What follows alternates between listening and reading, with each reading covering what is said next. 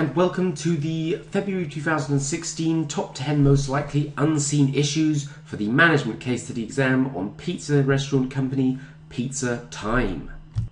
So before we start, I'm just going to go through a bit of an introduction to this particular video and where I've got the information on and what you need to do with said information.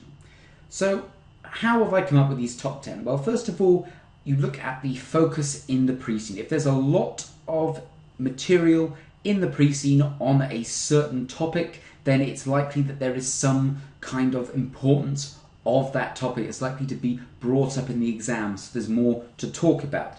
And that feeds into the second point here, the degree of importance attached to it by the examiner. But that particular section extends beyond purely what's in the pre-scene, but also what CIMA like to examine. For example, ethics. It may be that there's no real mention of ethics in the case study, but ethics is considered very important by CIMA, and therefore they are likely to examine it. Next is the strategic importance. How important is it to the organization? If a certain topic is very important to the company, for example, say their suppliers. If they rely very heavily on a certain supplier, then it's likely that there might be an issue on the supplier. If something were to happen to that supplier, what impact could that have on the business?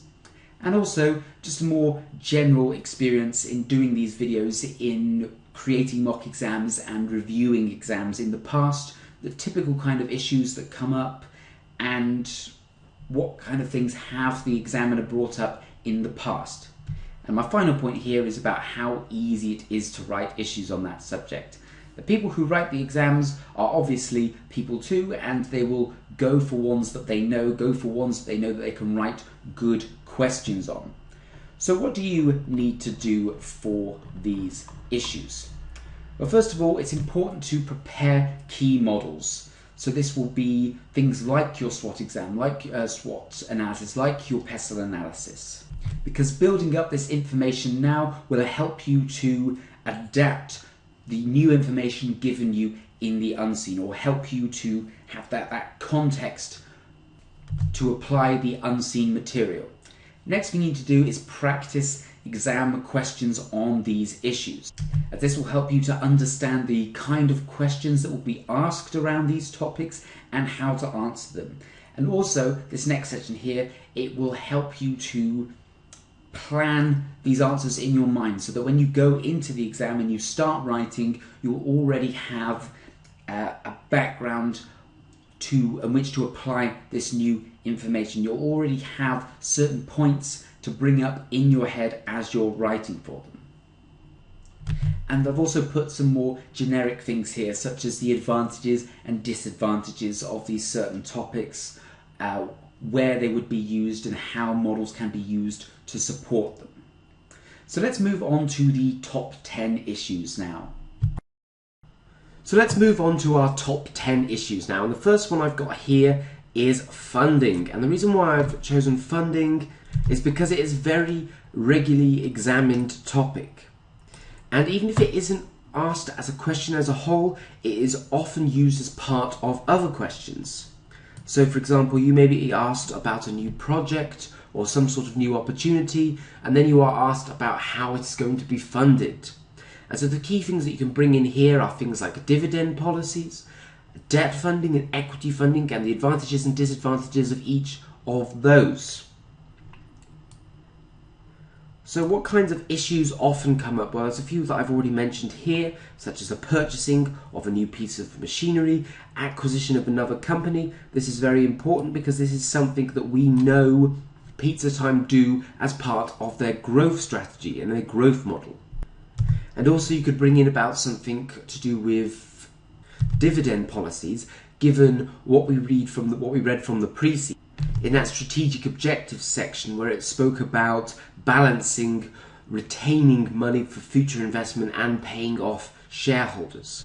So we know that the balance between the two is at the forefront of the mind of the management of the company, and therefore it'd be highly likely that you might be asked some sort of question on the advantages of paying dividends against not paying dividends, etc. because that is what the directors of the company are already thinking about. And as a management accountant, as the company's management accountant, it's your job to perhaps sway their mind one way or the other, or to give them the relevant information they need one way or the other. So key points that we can bring up here. Cash flow. There was less cash or less cash and cash equivalents in the balance sheet this year. It had gone from 50 million to 40 million. Now this could be because they had been paying off some debts or paying back some people that they owed money to, and therefore that is in the best interest of the business as a whole, but it does mean that there is less money available for reinvestment. Now, another thing you must also remember is that just because they have 40 million in cash reserves doesn't mean that that 40 million is freely available for any sort of investment. You have to think that may be set aside for certain committed costs, or it could be that it's part of their financial strategy to have a minimum amount of cash reserves always there. And if so, you can't go below that level because that would be in breach of the company's financial strategy. And some other things here, you have very high debt level funding. Debt level was at 78%, so that makes it a lot harder for them to take on additional funding, because one of the first things that the banks will look at, or whoever they go to try and borrow money from will look at, is the current level of debt funding. And the fact that they're already 78% financed by debt means it's very hard to take on extra debt. However, they are a listed company, so that does mean they could raise money on the stock market by issuing more shares. Now, of course, it's not always as simple as that, because the current shareholders will not necessarily want you to raise more finance on the stock market, because it could potentially dilute their own shares. So you would obviously give them the opportunity to buy an equivalent amount first. Another thing they could do to raise money is to either sell some of their assets or to use some of their assets as security to raise debt. We saw in the balance sheet they had quite substantial amounts of non-current assets that could be used as leverage to help raise additional funds. So just put here a suggested order of funding. The ranking is basically due to the ease of each one. So first thing I've got here is to use cash for small projects. So if it's little things that only cost maybe $1 million and they've got this 40 million available, then just use that. It's much easier to just use money that they already have.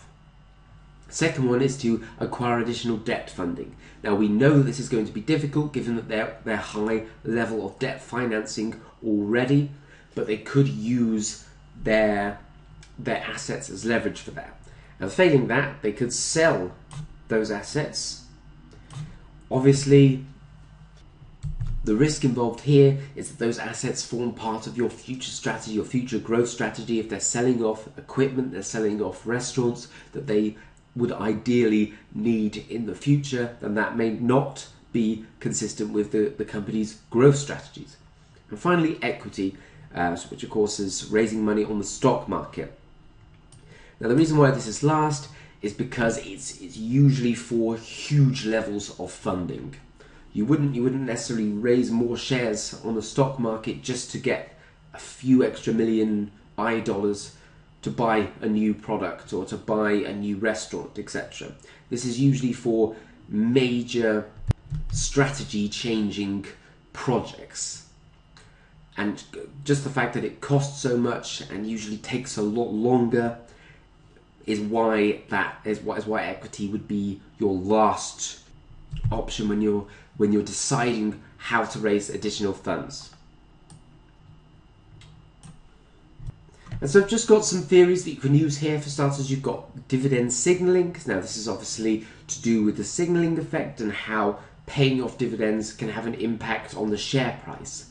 Now you may think that paying off dividends makes a company look more attractive, but then it also signals to the market that you perhaps don't have any plans for your funding, any plans for reinvestment within the organization, and you're just paying out all the dividends. And of course, on top of that, by paying out that money, you're also reducing the value of the company.